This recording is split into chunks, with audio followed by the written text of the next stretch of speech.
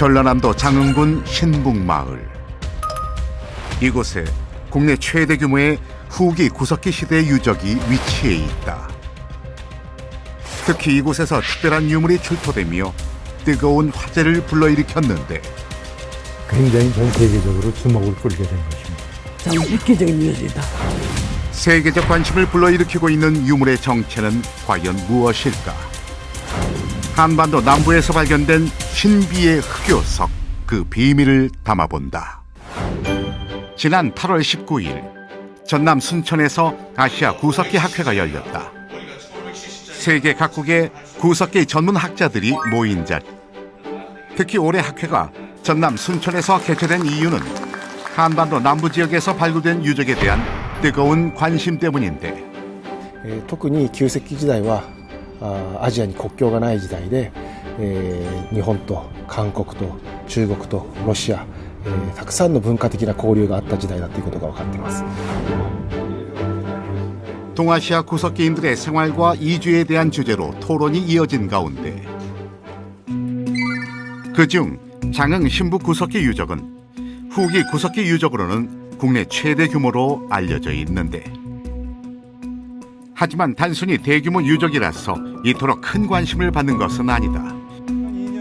신북 유적이 세계적으로 주목받는 이유는 무엇일까? 신북 유적은 약 3만 년에서 2만 2천 년 사이에 연대를 갖는 유적인데요.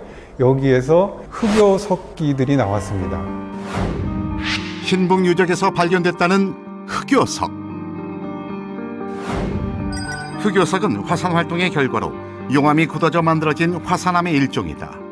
이 신비로운 흑요석은 특별한 쓰임이 있었는데 이 흑요석은 그 암질 조직이 아주 치밀해서 석기 날이 아주 날카롭게 잘 떨어져요.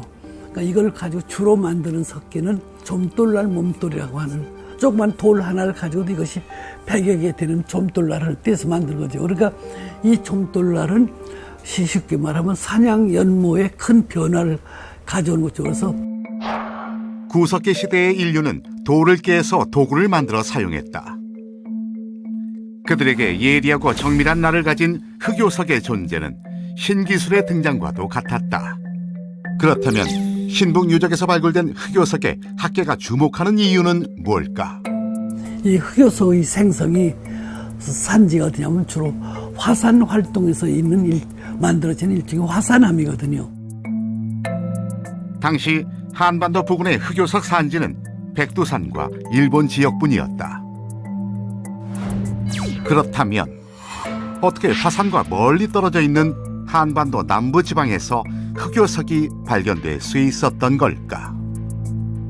첫째는 한반도 남부 지역의 구석기인들이 북부 지역 구석기인들과 교류를 하고 있었다고 하는 점, 또 두 번째는 바다 건너 일본 열도와 교류를 하고 있었다.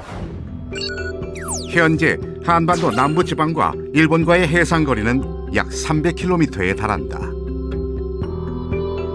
비봉리 고선박 등 신석기 시대의 항해술은 일본과 교류가 가능할 정도로 발달했음을 알 수 있다. 하지만 항해술이 훨씬 뒤떨어졌던 구석기 시대에도 한일 교류가 가능했을까? 남해안에 흐르는 해류가 상당히 가물고 그 거리가 그렇게 길지가 않아요. 뭐 가까운 곳은 40km에서 60km 정도밖에 안 되는 거리이기 때문에 인위적으로 교류할 수 있는 거리인 것만은 틀림이 없기 때문에 그것은 가능성이 있는 걸로 보여요. 일본 산지에서 흑요석을 가져왔을 가능성도 있다는 의견. 그런데 이게 전부가 아니었다. 구석기인들의 사냥 도구가 순배찌르개라든가 좀돌날이라든가 이러한 것들이 발견됐거든요. 그런데 일본 열도에도 그 순배찌르개가 2만 9천 년 이후에 수천 년간 널리 유행합니다. 그래서 이것을 한반도 고유의 사냥 기술, 사냥법이 일본으로 전달됐다 이렇게 평가하고 있습니다.